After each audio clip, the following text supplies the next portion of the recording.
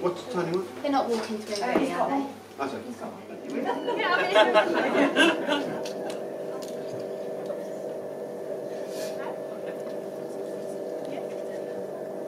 Oh, go on, right.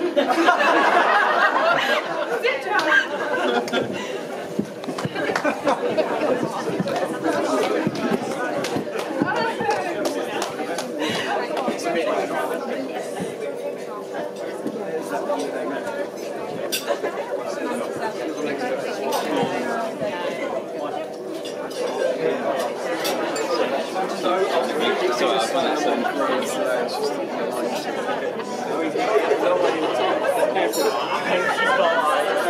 Ladies and gentlemen, good afternoon. First of all, you've got me. Okay, my name's Ian, and I've got the honour of being father of the bride. First of all, can I just check, can everybody hear me? Yeah. Can you all understand me? No. Okay. I have got a northern accent. If you want any interpreting doing, my cousin Janet and husband Stan from Rochdale are there. So they'll gladly interpret as we go along. If you're on that table, you're very lucky. If not, you'll have to ask afterwards. Okay. I've just stood up actually and realised that I'm actually like a thorn between two roses here.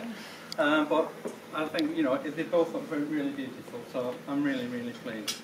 Can I just start with the first three letters and the last three letters of the alphabet? You've probably heard it before. The first one is ABC, which is always be concise. But this is my opportunity, basically, to have a word without Lauren interrupting. Today without her chipping in and saying what's right or wrong. The other one is XYZ. That is examine your zip. I've done mine, so Damien and Tom, you can check yours. First of all, can I thank everybody for joining us today in this fantastic wedding celebration. I think you'll all agree it's been a very special occasion, and I'm delighted that you can all join us as guests. Also, to thank everybody who's contributed to making today so special. I know a lot of hard work's gone in with a lot of people, and you know, no matter whether it's been small or large that everybody's done, we really do appreciate it, and we very much thank you indeed.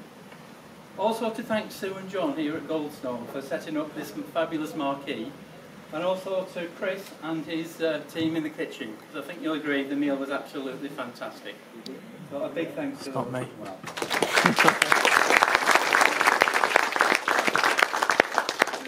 At this point in time, I am really just the warm-up act. The main ones are coming with these two later on. So you're in. We're timing you, Tom. I'm talking as well. See? Just say. Couldn't do it.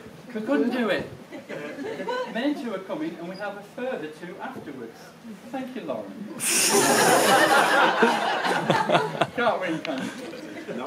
Right, I mean, time flies. Obviously, Lauren's been planning this day for years. She's always known exactly what she wanted. And this is what we've got today, so I think she's done a really good job. Okay. Obviously, Damien's been there to support her as we've gone along. I think really he's just been doing as he was told. It's gone really, really well. Obviously, a very proud day for me to walk her down the aisle, or through the gardens, as it were. And obviously, the gardens are glorious. And the venue, basically, I think you'll all agree, is absolutely spectacular. Yeah. This is what Lauren's always wanted, is to get married outside and to have the wedding breakfast in a marquee. So our wish has come true today. I think you'll all agree she looks absolutely beautiful, in fact stunning. And I think a lot of credit has to go to her mum in terms of making her look like she does today. She looks absolutely beautiful. So thank you to Jill for that as well. Okay. Before I forget, I must thank Lauren's mum, Jill, for the cake, because Jill's done all the cake and decorated it. So a big thanks for that as well.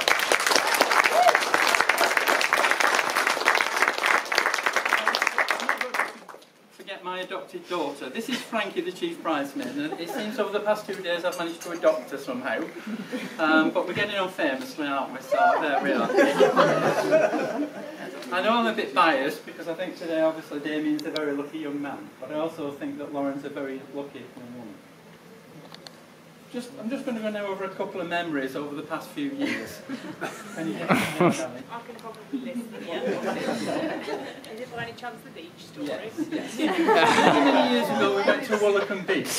We were about 6 or 7? Yeah. 6 or 7. Lauren got lost on the beach. Now, could I just point out that that was her brother Chris's fault and not mine? All Couldn't keep up. Just to give you a bit of background, basically we were on the beach, somebody shouted out dolphin. I said to Chris, he jumped up, I said don't run towards the beach, towards the sea. Knowing Chris as we all do, Chris went. I said if you run, guess who will follow? And so she followed. Okay, so we eventually got her back. Got the 3 bonuses and 3 positives out of this. First of all, she wouldn't do it again. Secondly, we got her back. But thirdly, she got a free drink of orange juice in the Lost Children's Centre. So that afternoon, it saved me a bit of money as well. The other one I've got, and probably remembers this, is many, many years ago where she used to put the hair curlers from a doll in my hair. Now, I think maybe she might be responsible for the fact that I've got no colour in my hair today. But I'm looking at it like this, that every cloud has a silver lining, but in my case it's a silver topping. Okay, Lauren is very unique, and she didn't write that bit. But I have to say, seriously, nobody's perfect. So it's my, as I say, my time to have a bit of a say without her chipping in, although she has done already, and no doubt she may do as we go along. I was going to say, Lauren, without being too negative, as it were, she can be stubborn, she can be argumentative. Okay. Get it all out now. Although she's argumentative, she does love it when she's right. And she's very strong-willed, and I think probably Damien and Jill and 1 or 2 others in the room probably recognise those qualities as we sit here today. Is that right, Jill? Yes. Is that right, Ian?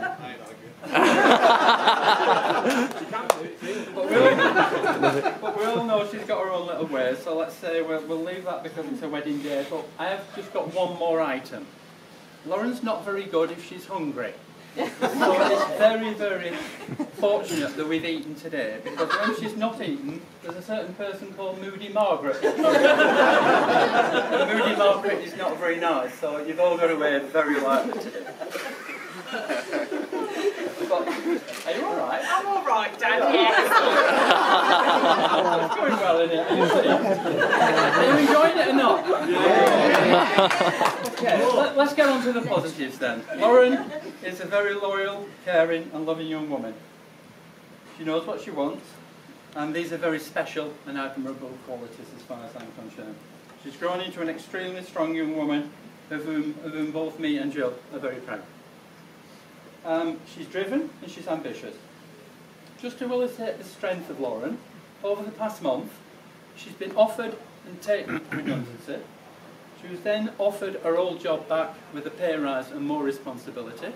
She then decided to take the original redundancy, and last week her and Damien moved into a new house. So as I say, if Lauren puts her mind to something, then it happens. So I've just got to say the new house is absolutely fantastic. It's beautiful, and a credit to them both. So I've no doubt she'll make a fabulous trouble and strife. Sorry, that should have been wife. I meant to do it that bit. But Lauren and Damien have been together now for quite a while, so at least they know who's boss. By the way, Damien, that's not you.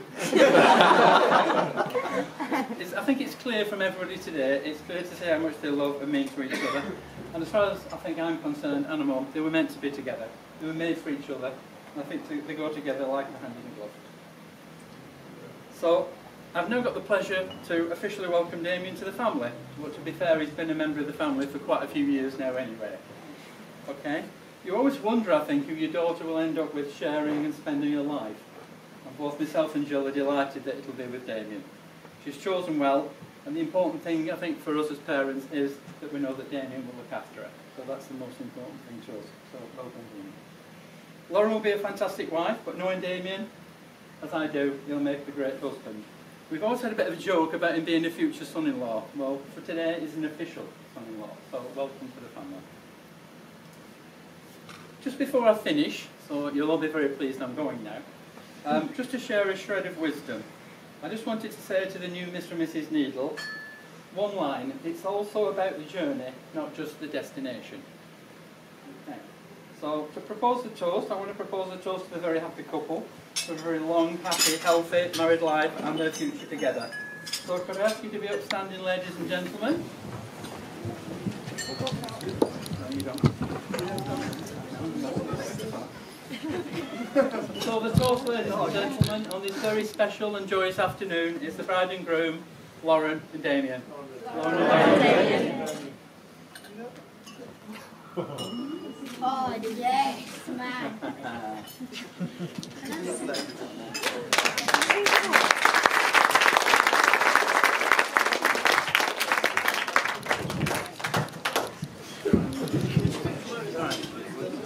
I'd like to firstly thank Ian for those very kind and illuminating words. I hope now you've all eaten something, you're a bit more content. You'll all be willing to humour me for a few minutes. So, first and foremost, before I say anything else at all, I'd like to thank each and every one of you for coming today. It's been an honour to share this day with you. We are so glad that you're all here. Thank you very much.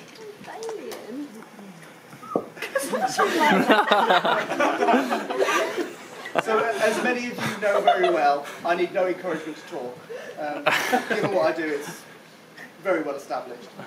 So, I've always been taught, and one of those people who's teach me is sitting in the audience today, that a beginning should have a strong beginning and a strong ending, but not much between the two. So I'm going to try and keep it as short as possible, but it's probably not going to go that well. So my main responsibility seems to be thanking everyone around this table, because the people around this table have made it today what it actually is. So I'd like to first start to my right and thank my new in-laws. So just going along the table, I'll thank Ian first. Ian, I do remember the first day I met you. It was outside Wolverhampton train station, and I was truly terrified, genuinely terrified. Lauren had told me what an important man he was to her, and Grandma and Grand had coached me to be on my very, very best behaviour. And I was, I think, for the first few months maybe. And then I think back to just a month or two ago when Ian, Chris and I went to a beer festival, and I ended up with my head down Ian's toilet. Which I still actually blame Ian for, he took us to the chip shop. So I'd just like to thank you for everything you've done, because today genuinely wouldn't have been as it is. Thank you very much. Jill, I do also remember the first time I met you Again, that was a long time ago. I was probably about 13, and Chris, Lauren and I had all gone, and Chris over there, had all gone tobogganing, and it was a very cold winter's day, and we decided it would be a brilliant idea to come back and get some nice warm food.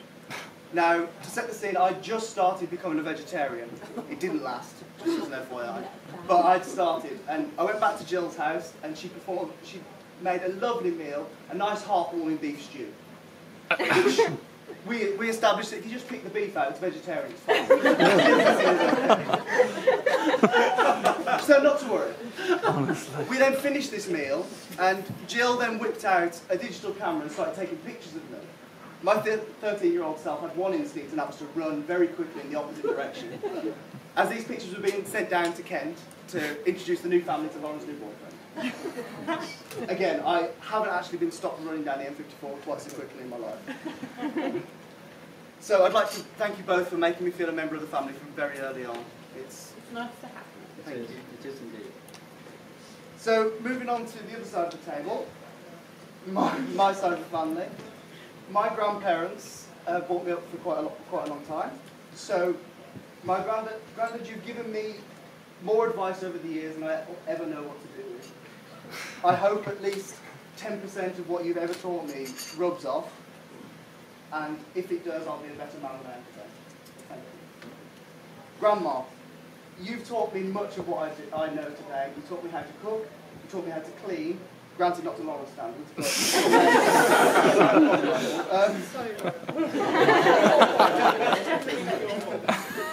You're also the reason that I managed to get into university, because when I was younger, Tom and I were in bands, and I'd be sitting playing guitar up in my bedroom, and I'd hear Grandma bellow up the stairs, "That won't get you into university!" And she was right. I mean, it did in the end. So, thank you. The two of you have always been a relationship goal for the two of us, so I think I speak for both of us when I say that. So, we really hope that this is the beginning of our 50 plus years of uninterrupted bliss with never a crossword. Or so we'll tell the grandchildren. So, That's the end of the speech.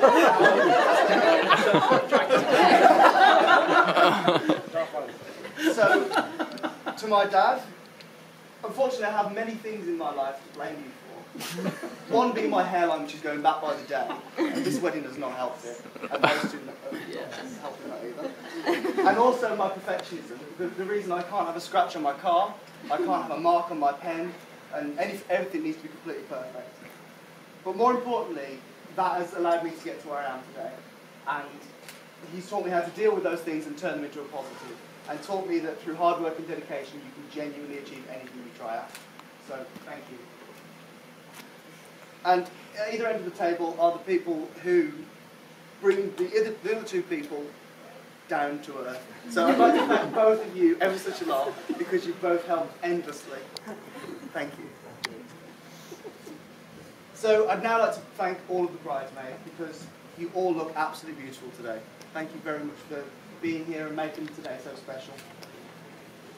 Frankie was obviously the maid of honour, and she did a fantastic job. Frankie, you've put as much into this wedding as anyone here today, probably more than myself, if I'm honest. So I'd just like to thank you ever such a lot for your help and support. I'd like to share a fact with you about Frankie. She was discussing this wedding with one of her work friends, and upon leaving this conversation, saying goodbye, that person then turned around and said, "I hope you have a lovely wedding day." That is just how invested Frankie has been in this wedding. I think she thinks it's awesome. And to all the ushers and groomsmen, thank you very much. You've all helped and made today go very smoothly. Spencer, you've been a brilliant help. Thank you for being here. Chris, thank you for taking all the pictures and the videos. We're really looking forward to seeing them. And Dad, thank you for what I can describe only as being a shepherd. Tom, now I haven't heard your speech yet, so I don't know how much I would thank you.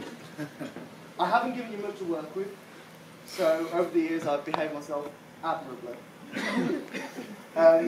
So thank you for being my best man. Nothing from too much trouble, and you've really helped a lot today, more than you'll know. And thank you for all the stag do, and thanks for putting up with me for all these years.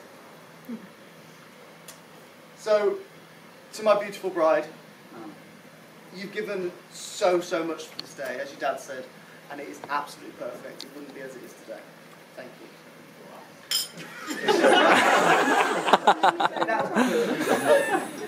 Now, you might have all noticed that on the tables there's some funny names, there's some dodgy Welsh names, and there's some names that probably don't mean a lot to some of you.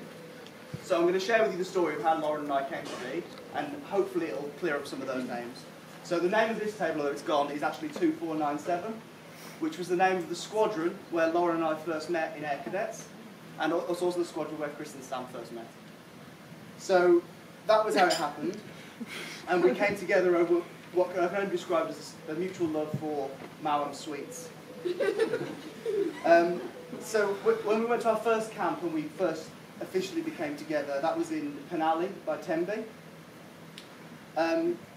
In order to woo Lauren for the first time, I bought her some carved wooden roses, which we still have in our house today. And she bought me a packet of Oreos and a pair of Rude boxer shorts. Some things will never change. No, actually. This big. So, for various reasons, as children do, we drifted apart. And you could say that this whole marriage was the result of one T-shirt, which was a Ramones T-shirt that I wore one at a gig, and Lauren sent me a text and said that she wanted to meet up and talk and all the rest of it, and she ended up coming to Tom and I's next gig at a bar in Birmingham, and she brought the lovely people over there. And I made a small but rather large faux pas on that day, apparently. Instead of going to see my new girlfriend, who'd travelled from Albrighton over to Birmingham, I sat and played with him on the M64 that was downstairs, and completely ignored him. That was pointed out to my dad, but that's not apparently okay. So from that day to this, I don't think we've been out of contact, and for that I'm genuinely grateful. We spent a lot of time around various places. We've been at various places. There's the Harper, which is where my grandparents lived. I forgot where the rest are. That's later. Oh, sorry. No, Neeson is somewhere. Ravenhill, which is where Ian lives, and Neeson, which is where Jill and Tony live. So we spent a lot of time, and thank you all for having us in those homes, because we wouldn't be where we are today without that. I moved away to Bangor then to go to university, and I stayed in Llandwin. And we shared the smallest single bed known to man. And when I'm 6 feet and about 14 stone, it turns out it's better for me to just sleep on the floor. So we really hope that should you see any of these places that are on any of these cards, that you ask us about them, please go, please visit them, and just please think of us when you go there. So after I finished university, we went on our first holiday to L&D, which is Lauren, where she went as a child on holiday, and where Lauren's family have all shared some very, very happy memories. Despite the fact that I broke my collarbone, which again was Chris's fault. I wasn't riding the bike. Go, Chris, go. So when during my last year of my undergrad, I finished and I proposed to Lauren, as you all know, and that was at Brook Farm, which I think is over there. And I'm so glad that you said yes to me on that day. I'm genuinely, genuinely honoured. We could barely stay for breakfast the next morning because she was too excited, and she had to get back to tell everyone. So I hope that's given some context to table names, so some of you didn't know a bit more about how we got together. So I now have to say the biggest thank you that I will ever say in my life. Lauren, I'd like to tell you how beautiful you look today, and every day, before and after. I cannot wait to wake up to you every morning for the rest of our lives. Thank you for everything you've done today, for it to be as wonderful as it has been. Let's be honest, if it was left to me, all we'd be doing is sitting here with some beer and some sweets. Once more, I'd like you all to be upstanding.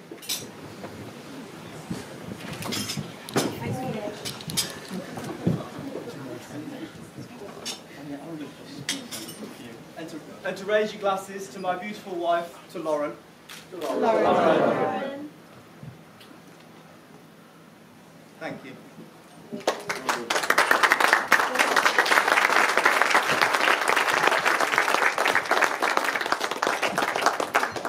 So I've gone on far too long, so I'd like to pass you over to my best man. This is Tom. Harry. I haven't started yet. I've got to go for it. Okay. Harry. Oh, we've got several times, haven't we? Okay, alright. Are you starting now? Okay, so, yeah, start now. Anybody else needs to set a timer on before I go? 3, 2, happy? 1, go! Perfect. Right. In the first line of the speech that I've written for today, I give away how long the speech was. So I'm going to have to change that because I want you all to listen all the way through.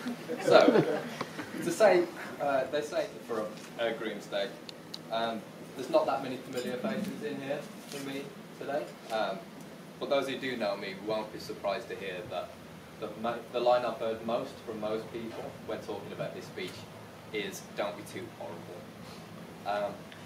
I'll do my best.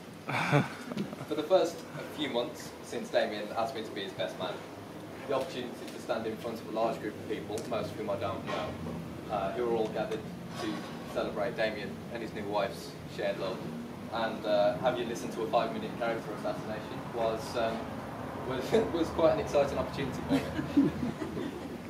To go back to when I met Damien, takes us back to our first day at Big School, Coppers Performing Arts School, 11 years old.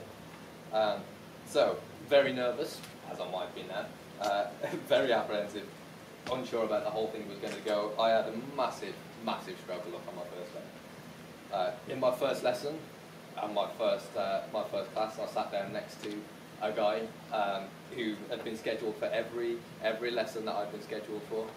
He was the funniest guy I'd ever met at this stage. I'd never met anybody that I'd laughed so much with at that stage. We got absolutely everything in common, and I genuinely couldn't believe my luck at that stage. I'm very lucky to still call the guy that I met that day a close friend as well. That guy was Michael Aiken.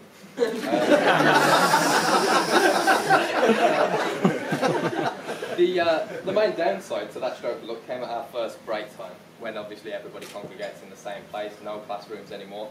Everybody goes out and meet. Michael Aiken, my new best friend, was very excited to introduce me to his best friend from primary school. Cue Mr. Needle. So, my new best friend from primary school was, within minutes, the most arrogant, the most attention-seeking child I had ever met. And if you'd have told me then, at 11 years old, that I'd have the opportunity to stand here and tell you all about him, I would have been over the moon.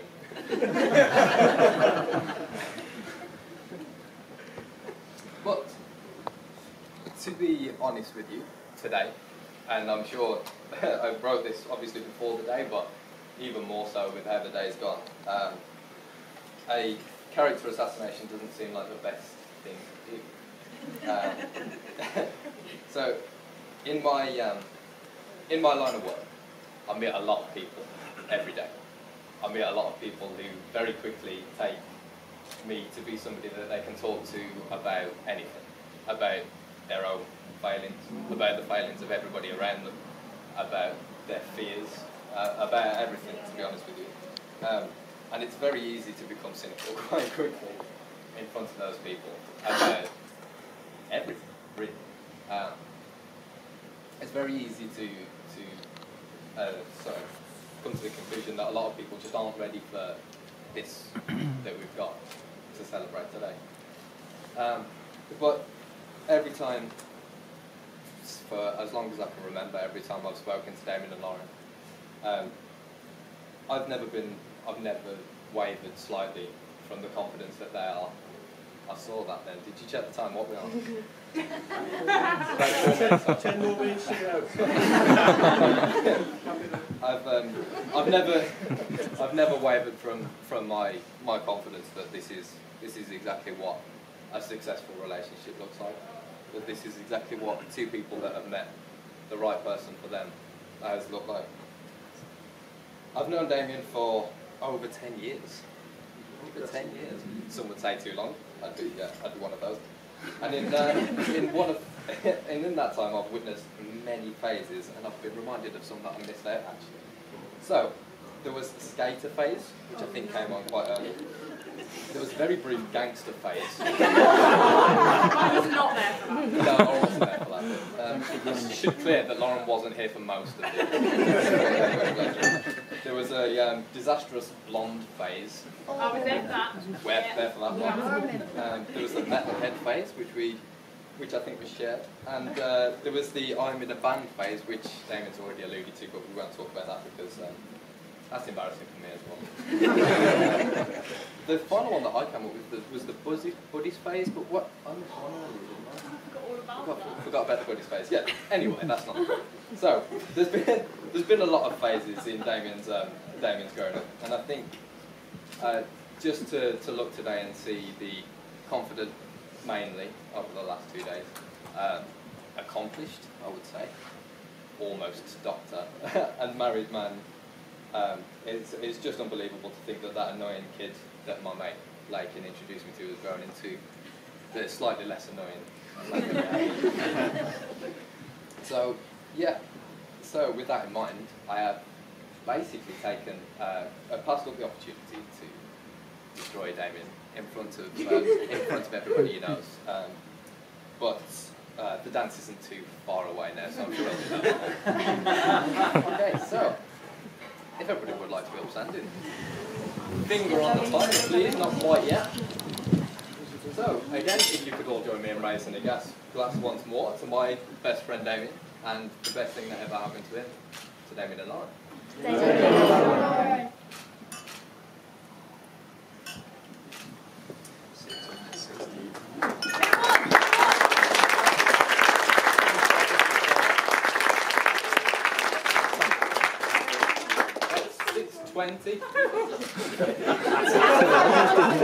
But I'm not going to, for two reasons.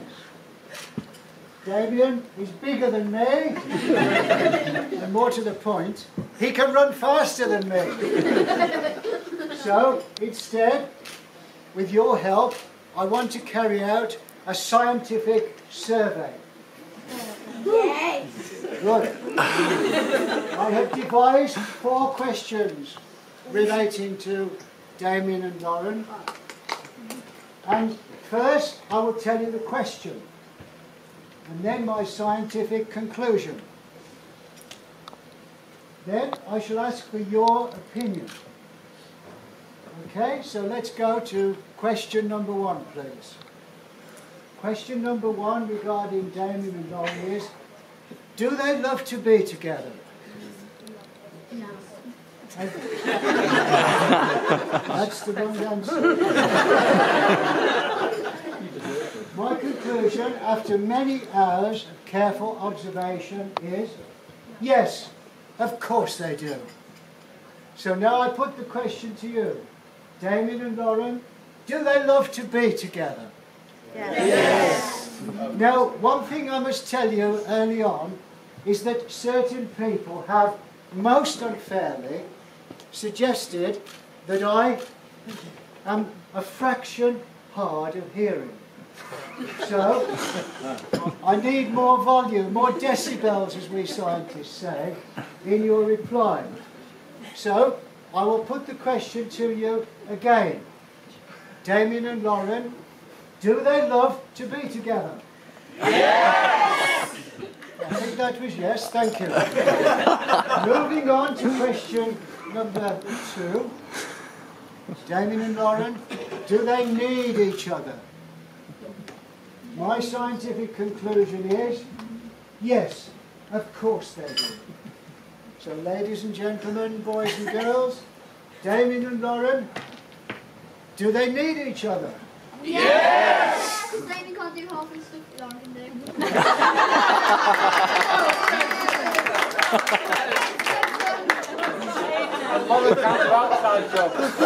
I'll give you the money later. My scientific question number 3 is, are they very much in love? My answer to that is yes, of course they are. I'll ask you the question about Damien and Lauren. Are they very much in love?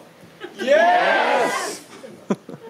Now, before I turn to my 4th and final question, those who know us will remember that a few months ago my dear wife Judy and I celebrated our 50th wedding anniversary. I think that is worth just a...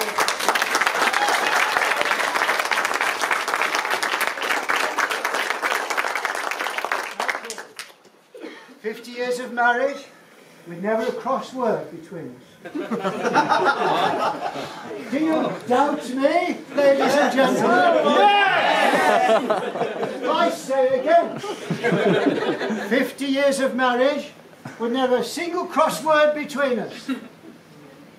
Oh, I admit that on thousands of occasions a great many cross words were said, but never, if my memory serves me well, a single crossword.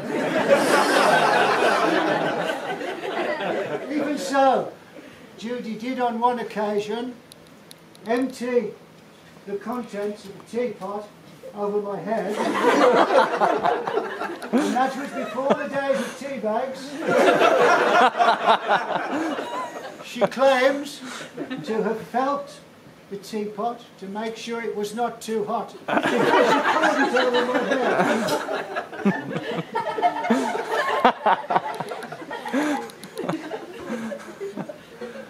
Do any of you have a spare room or a settee or Yes! small space on the floor? Because I'm beginning to wonder if I have anywhere to sleep tonight. But this takes us on to my final scientific question. And that's this, with regard to Damien and Lauren. As with my dear wife Judy and myself, will their love deepen and grow as the years pass? My answer to that is yes, of course it will. And I'll put the question now to you. Damien and Lauren, will their love deepen and grow as the years pass? Yes! Yes! Thank you. Damien and Lauren, Judy and I love you both very much and we're very proud of you both. And I have confidence, based upon this scientific survey, in wishing you a long and happy life together, which is filled with happiness. Ladies and gentlemen, boys and girls, please charge your glasses and be upstanding for a toast.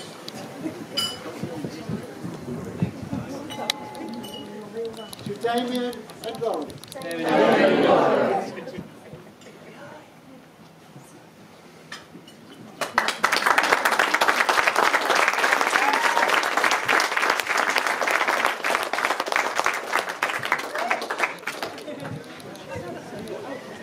Very short, as were my pals. I'm sorry. I'm sorry if this is a little bit ugly. I have had a little bit to drink since this morning and not a lot of food. I know it's not tradition for the bride to make a speech on her wedding day, but considering it's 2017 and, you know, it's me, I have to always get a word in, I believe my husband deserves a word or two today. As Damien's already lightly gone over how we met, we were 12, we did go to cadets in Cosford. On our first meeting, I told him that I thought his trainers were really cool, and he said to someone else that he thought I was pretty, and what can I say, the rest is history. We have grown together over the years as individuals and as a pair, and I'm so proud of the person you are today, and the person you have helped me to become, which is a very much a better one than the Moody Margaret of my past.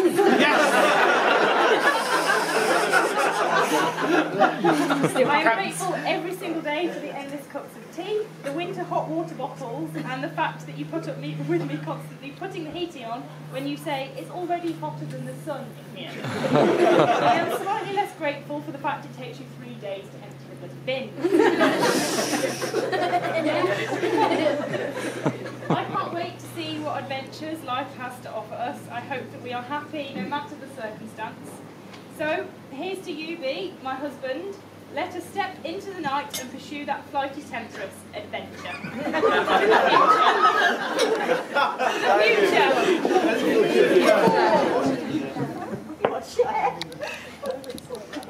Now everyone can go and get drunk.